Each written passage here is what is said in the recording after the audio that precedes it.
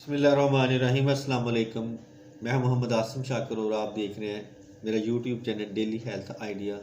High blood pressure सिर्फ 10 रुपये में ठीक इंशाल्लाह। अपने तमाम बहन भाइयों के लिए ख़ास मुजरब देसी नुस्खा आपकी नज़र पेश खिदमत है।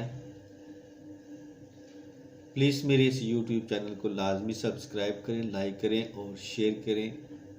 नुस्खा उम्दा अनारदाना और पुरानी शक्कर हम वज़न लाकर कूट पीस कर टॉफ़ी जैसी गोलियां बनाकर रख लेनी है। ये बहुत उम्दा जायके की टॉफ़ियां होंगी। मज़े से चूसते रहें। 3 से 7 दिन में रिज़ल्ट मिल जाता है। नोट: जिन वालिदैन के बच्चे खाना नहीं खाते, भूख नहीं लगती, उन बहन भाइयों से गुजारिश है ये टॉफ़ियां इन बच्चों को खिलाएं।